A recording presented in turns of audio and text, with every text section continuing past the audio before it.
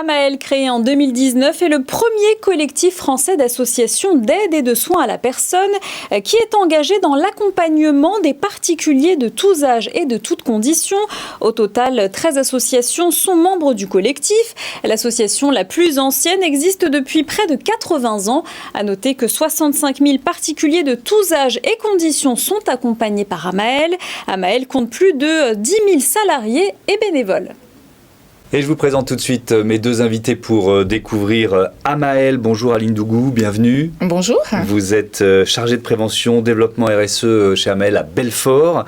Et on est en visioconférence avec Aurélie Bloch, qui est ergothérapeute, responsable du service prévention au sein d'Amael à Alençon. Bonjour à vous aussi, bienvenue. Alors, il faut présenter Amael. On vient d'avoir quelques chiffres grâce à Malawi. C'est quoi? C'est un collectif d'associations, c'est ça? C'est ça. Donc, c'est un collectif qui a été créé en 2019 et qui réunit à ce jour 13 associations un petit peu partout en France, du côté de Nîmes, en Normandie et dans le Grand Quart Grand Est, en fait. Et donc, ces associations ont une activité en commun, celle de prendre soin des personnes à tous les âges de la vie, de 0 à 99 ans et même plus.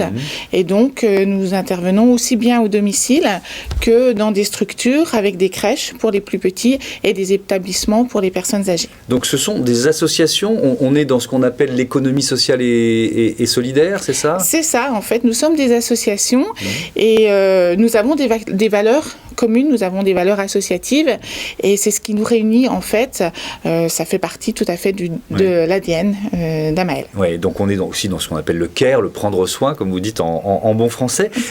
À quoi ça sert de se regrouper? J'imagine, vous pouvez mutualiser des projets, des investissements, à quoi ça sert? C'est ça, en fait, l'intérêt est de pouvoir donner de l'envergure à des actions que nous avons chacune dans nos propres associations.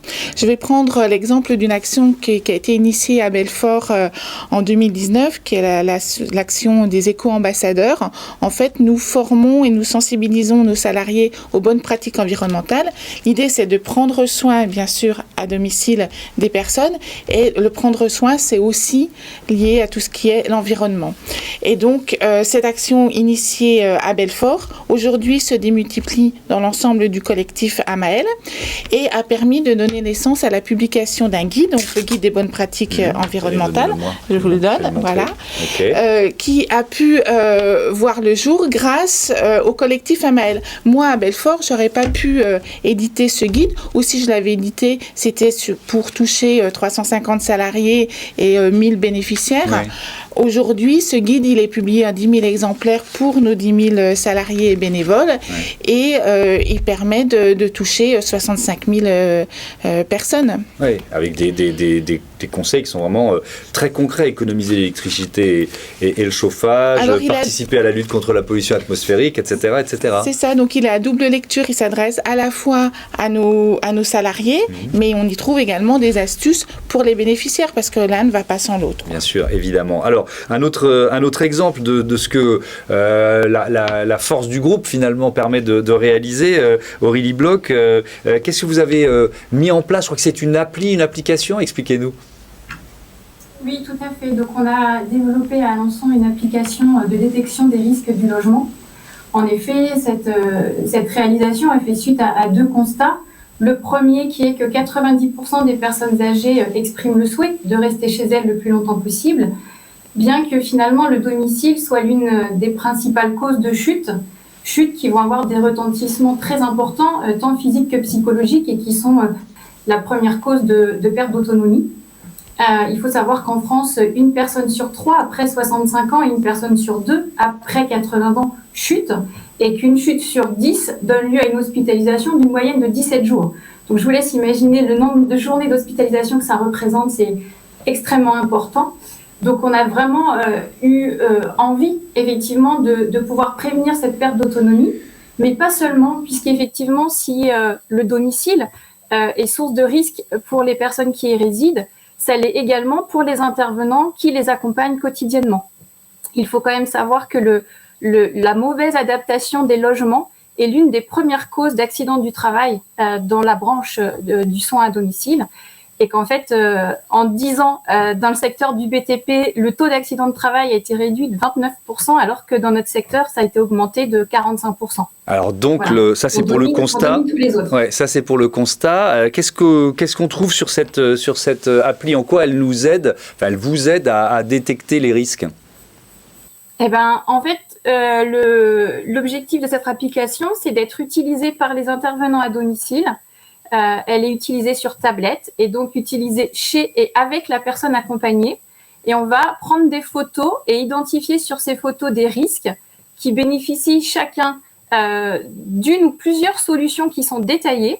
Et ensuite, l'ensemble du dossier est complété et validé à distance par un ergothérapeute.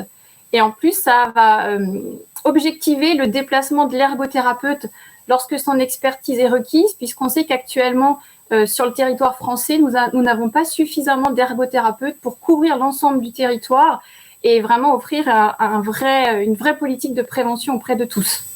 Oui, donc ça permet de les utiliser à bon escient. Je voudrais qu'on parle de l'innovation, enfin de la recherche que ça a demandé, de la mise au point de cette appli, parce qu'on comprend bien ce qu'apporte Amael. C'est combien d'années de travail, ça? Là, c'est 5 ans d'années de travail. Et effectivement, Amael a permis aussi de pouvoir échanger avec les autres structures, de ne pas uniquement se concentrer sur le fonctionnement d'une seule structure qui est celle d'Alençon, mais bien de pouvoir objectiver l'utilisation de cette application en fonction des différents fonctionnements de structures différentes. Et actuellement, l'application est utilisée par 4 associations et nous avons des demandes d'autres associations pour l'utiliser courant 2022. Merci beaucoup, merci Aurélie Bloch. Donc en fait c'est un passage à l'échelle, quoi, pour employer des termes très très économiques, c'est ça, quoi, c'est faire grandir ces associations, quoi. Voilà, c'est un changement d'échelle. Je pense que d'ici l'été, 4 autres associations vont nous rejoindre. On devrait être à peu près représenter 12 000 salariés. Donc on commence vraiment à avoir une envergure. Et puis ce que je voudrais dire aussi, c'est que Amael, c'est des valeurs communes et c'est aussi un enthousiasme et une joie de prendre soin. Le secteur de la dépendance, c'est pas un secteur triste. Voilà, c'est un secteur qui peut être particulièrement joyeux, avec des salariés qui sont enthousiastes la plupart du temps et qui sont tout à fait conscients d'avoir un métier qui a du sens. Et ça, c'est vraiment très chouette dans notre secteur d'activité. Merci beaucoup d'être venu nous présenter Amael dans ce Smart & Co, une autre entreprise tout de suite.